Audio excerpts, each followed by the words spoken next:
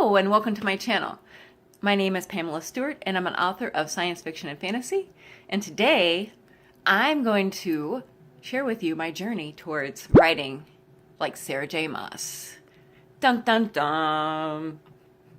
This video has been inspired by Cavanaugh. She's done a whole series. You might want to check it out. I'm going to link below on authortube concerning writing like Stephen King and J.K. Rowling and Gaiman. She's amazing and so inspirational. I love taking hints from big time writers, or any writers honestly, who have good hacks about how to be creative on demand, how to write fast, how to draw emotions. So when I saw her videos, I'm like, who would I like to write like? And the first author that came to mind, surprisingly, was, not surprisingly actually, was Sarah J. Maas. All right, you can see here, I'm not just playing, I'm a real fan. Like, this whole bookshelf is filled with Sarah J. I have all her books on audiobooks as well.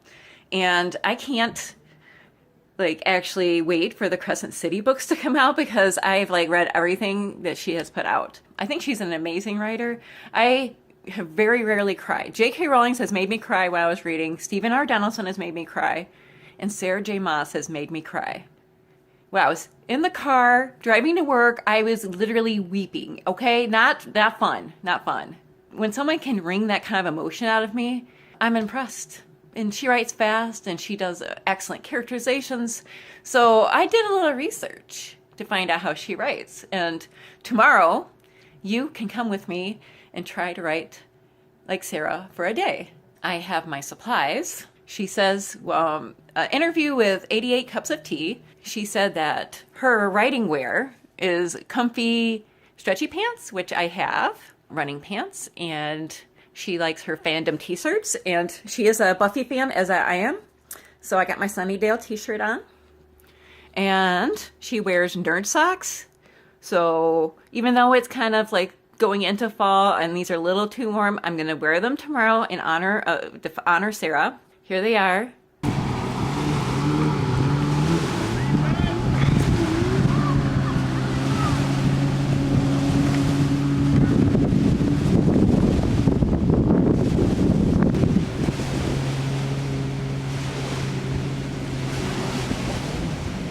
I know what her breakfast is. She eats the same breakfast every day. Some fresh squeezed orange juice and turkey bacon. So I'm going to have to sub that with Morning Star because I'm a vegetarian. And black tea. She said she used to have coffee, but now she's on tea, which is going to be really hard. Because honestly, how can she write without coffee? Coffee is life. Life is coffee. But to honor Sarah, I'm going to drink my tea. And I will share the whole process with you and how many words I get. So come along and let's get this done.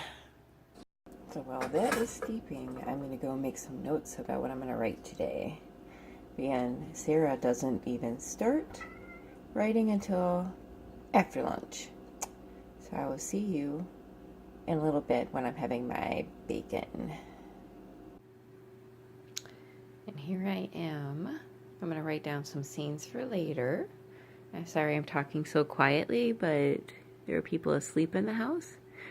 So it's almost 8:30 and I haven't done any writing, which is kind of weird because I'm usually a morning writer, but since Sarah's an afternoon writer, I'm holding off and doing other activities such as getting my newsletter ready and doing some more research and writing on my scene list. So I will see you later. I'm about ready to go make my bacon because I'm getting hungry. Here is my Morning Star bacon. She always has 3 pieces exactly, and then she washes it down with ice water. And then she has her second cup of tea, which I'm okay with because I'm still needing some caffeine. Here we go. This is actually pretty good. I've tried it before. All right. See you later when I'm down to the writing part. Okay. We're at T-0. It's 1 o'clock. It's after lunch. I am very relaxed. Sarah's early morning routine is to pretty much relax, drink tea, eat some bacon and a little fresh squeezed orange juice, and kind of plan out a few scenes. I've also done that with my little comp book here, which I usually do have my scenes already kind of tracked out of what I want to write. But she doesn't hold religiously to the outline, which I don't either. So we have a lot of similarities when it comes to plotting. I have some notes here, so I'm going to look at them too. One of my favorite quotes I read when I was reading how Sarah writes is she mentioned that every writer struggles. So even somebody who's published that many novels that are that popular, she still struggles. She still has doubts about her abilities. And she just kind of says to herself, the story doesn't beat me. And I have a very similar attitude when it comes to anything that wants to challenge me. I want to fight back. And this kind of keys into my personality too. Some of the things I'm finding that I'm not enjoying is waiting all day to write, because I think we have a very different lifestyle in that Sarah is a full-time writer and I only get to write on the weekends and in evenings and the little pockets of the day. Having to wait all day, it was really easy to get sidetracked into other things I have to do and to kind of lose momentum and, I don't know, lose energy for writing and creativity. So now it feels like my brain's a little foggier than it was.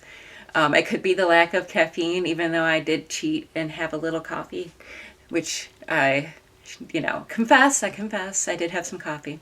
Some of the other things she said is to leave your scenes on a high point. Make sure you're refilling your well, which I love to do too. And I'm going to have to remember to do that this afternoon. I'm going to make a point of going to visit with some of my writer friends. I'm also going to watch some Avatar, The Last Airbender, which I find very inspirational as well. It's got some of the best storytelling in TV, let alone animation. So I find that very inspiring and well-filling. She said that her word count goals are also very different than mine. I love doing very controlled, I'm going to do 500 words, I'm going to do 50,000 this month, I'm going to do 1,000 words or 2,000 words. She doesn't really have hard word count goals. I think she lets the story kind of drag her where it wants to. I would never get my books done if I went like that, but I'm going to let it happen today. So her goal usually she has done between 1,000 words a day and 18,000. So if that tells you anything, she also does her writing time usually afternoon to dinner. She takes a break and then at night she gets back up and she writes, like she can write all night long till morning. I'm not going to do that because that would mess up my schedule for the rest of the week, but I still might do a last minute sprint before bed to kind of get some more zest in and be more like Sarah. Because it might key into something in my imagination, which I've not used before. She said the minimum of 1,000, no matter if you're working or not. And that seems like a doable goal, no matter what you're working on. Even if you have to just kind of write whatever comes to mind. It might not even fit in the story, but just keep writing. And a lot of the writers I've kind of researched have had the same idea about having habits and doing the same thing every day in the same way. So it kind of prepares your mind for the writing process. And then so you can kind of call creativity on demand, which I totally 100% agree with. I have a really hard time with doing repetitive tasks for too long though, because then I found like I get really bored. But I think it would benefit me to have a standard minimum. No matter what, I will do X number of words. And I think I do the best when I have certain goals like that. So Sarah also listens to music while she writes, which I used to, and I found that it kind of impeded my forward motion. And it kind of made it harder for me to think of the correct words. It was good for when I was doing like outlining and maybe some editing, but it wasn't good when I was doing first drafting. But she loves to listen to really big, soundtracks, and she has a whole playlist on Spotify. So I do have a playlist on YouTube that inspires me for this new book, for The Cadet, which I'm writing. Conscript, which is the first book in the series, is coming out in October. And so I'm writing the sequel to that, which should come out soon after. I'm hoping for December. So I'm getting the words in now so I can get it fully edited. I'm still excited by these characters in the story, so it's going to be fun to get back in. I had a long break with this story too, because I had some family things going on. that took a lot of my extra time, and work got really super busy. Someday I hope that I don't have that worry, but I know a lot of you probably have the same issues with family and full-time jobs. So I know I'm preaching to the choir out there. So we just got to get the words in when we can. And if we can find a new way of writing that helps us to write faster, write better, then I'm all for it. And if you like these kind of videos, let me know too. And I can do more. Like, I would love to do write like George R. R. Martin, but that's also, he's kind of a free form. He has a hard time finishing things, so I don't know exactly what his writing habits are. I think I need to find somebody with more stricter schedule, perhaps. Although I love George. He puts so much of his heart and soul, and he tries. Anyways, that's a whole other story. It's time to get down to writing. I am going to write for maybe an hour and take a break, maybe get some food, and then I'm going to jump right back in. I couldn't find anything online about like her other eating habits or how many breaks she takes. So my goal is to write for about an hour, take a 15-minute break, and then do it again.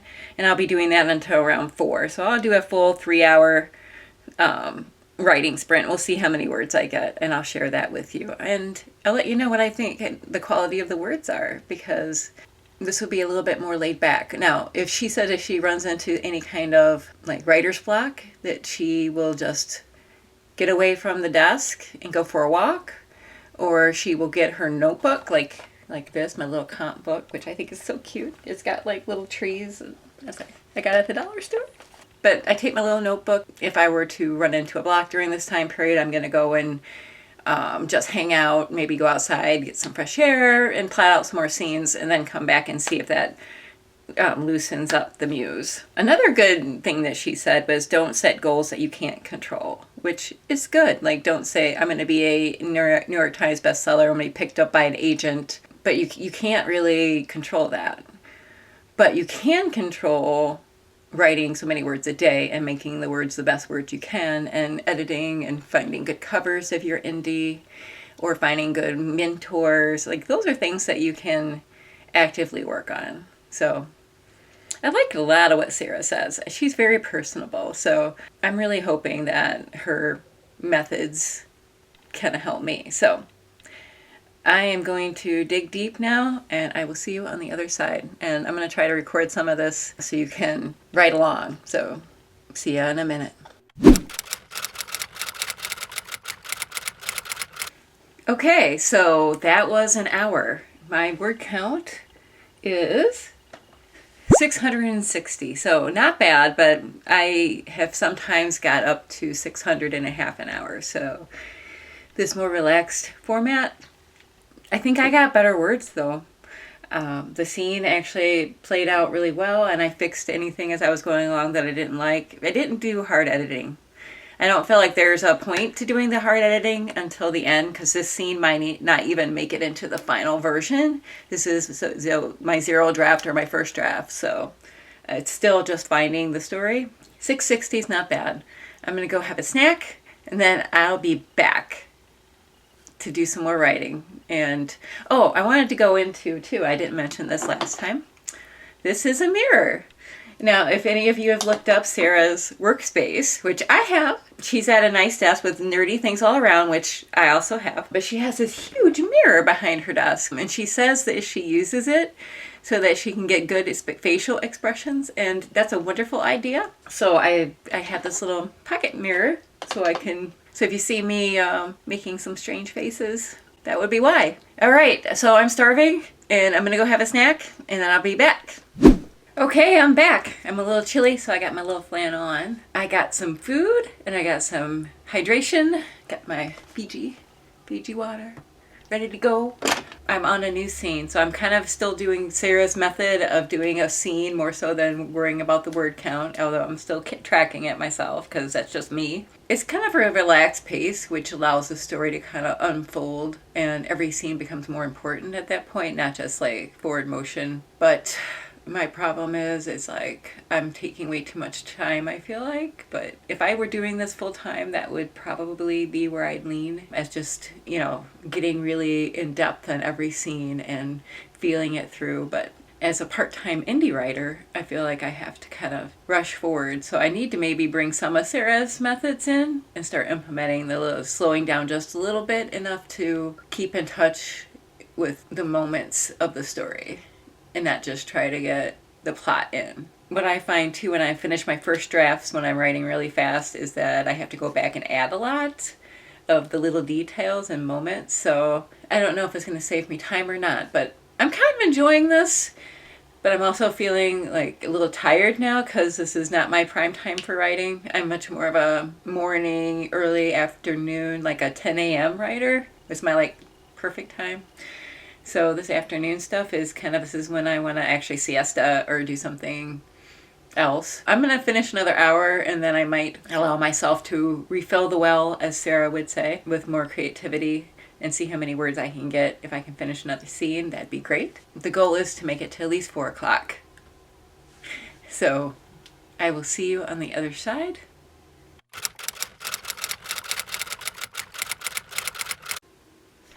Another hour is done. I have a special guest. I don't know if you saw her join. I didn't. It was really cute when I looked over.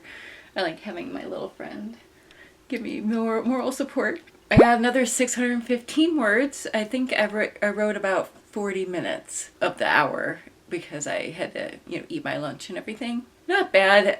I tend to do better when I'm not listening to music, although I feel like the scenes do flow more whenever I am writing with music. I actually do get more into the world, and I think that's what Sarah likes to do, is kind of get into the dream and just kind of fantasize about what the scenes are actually happening, and that's sort of like a soundtrack for it. So I think if I had way more time and I could get to enjoy the story more as I was writing it, so if I wrote full time, that would be a method I would use more often. I think I can still implement it on the weekends, like this weekend when I have extra time to enjoy just getting into the story and the process and fixing the words a little bit so that it actually is enjoyable to write as well as read. Okay, I'm going to take a short break and then I'm going to jump back in for my last hour.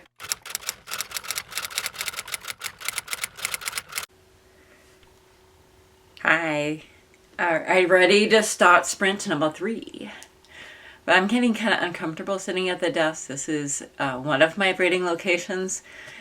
So I'm going to move to the living room, and I don't really have a good setup there for filming. So I'm going to come back and check in after I've done my next hour-long sprint. So I will be back and let you know what the results are. And I'm thinking I'm going from listening to regular music to probably something more instrumental because it's really impeding my creative process to have songs with words in there. So I'm gonna switch on over the type of music I'm listening to and see if that's helpful. So I'll see you in about an hour. Hello, I'm back from my last. I did 2 little sprints this time instead of a full hour. I did 2 25-minute sprints and I ended up with another 1,000 for a total of 2,133 words. So not a bad day, but it took me longer than it would have if I'd kept to my old techniques. My kitty's saying hello. I did move locations and I found that the couch was a little more comfortable for me to write on, and I changed the music up to be bilineal beats, which are more like they'll get you into like a rhythm and a flow. And for me, that's what I need to actually get some big word counts in and start hearing the voices in my head, as it were. Some of my takeaways from doing this challenge, I think that Sarah benefits from having writing habits that work for her. She writes at the same time, she wears the same clothes, she eats the same breakfast, and so it keys into the habits part of your brain. And that's something that I've had a hard time with because of work and things, but I still could establish a habit either before work or after work and just do the same thing in the same location, and your body will just like want to throw you into that mode. It's like getting up and brushing your teeth or taking a shower at the same time, or when you go to work or get off on the same exit on the expressway. I think it was good to challenge myself like this. It was fun. What else did Sarah say? Oh, yeah, every day, right? Every day, as writing is like a muscle.